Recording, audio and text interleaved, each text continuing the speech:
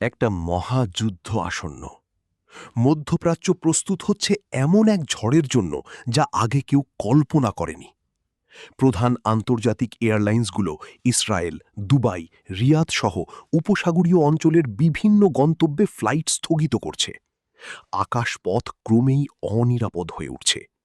Air France, KLM, Lufthansa সহ অন্যান্য সংস্থাগুলো যুক্তরাষ্ট্র ইরান উত্তেজনা বৃদ্ধির কারণে নিরাপত্তা ঝুঁকিতে ফ্লাইট সীমিত করেছে। এতেই শেষ নয়, পর্দার আড়ালে যুক্তরাষ্ট্র তার সামরিক উপস্থিতি আরও শক্তিশালী করছে এবং বড় ধরনের শক্তি প্রদর্শনের প্রস্তুতি নিচ্ছে। ইউএসএস আব্রাহাম লিঙ্কন বিমানবাহী রণতরীটি আরব সাগরের দিকে এগিয়ে যাচ্ছে। সঙ্গে রয়েছে গাইডেড মিসাইল ডেস্ট্রয়ার এবং বিমান শক্তি। অতিরিক্ত সামরিক শক্তি মোতায়েন করা হয়েছে গুরুত্বপূর্ণ ঘাঁটিগুলোতে। কাতারের আল উদেইদ বিমান ঘাঁটিতে F-15E স্ট্রাইক ইগল এবং KC-135 রিফিউয়েলার। সংযুক্ত আরব আমিরাতের আল ধাফরা ঘাঁটিতে C-17 পরিবহন বিমান মোতায়েন রয়েছে। যুক্তরাষ্ট্রের টাইফুন যুদ্ধবিমান যুক্তরাষ্ট্রের বাহিনীর সঙ্গে যৌথভাবে শক্তি বাড়াচ্ছে।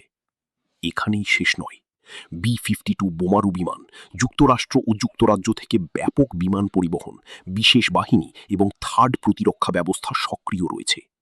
ইতিমধ্যেই এই অঞ্চলে প্রায় 40,000 সেনা মোতায়েন রয়েছে।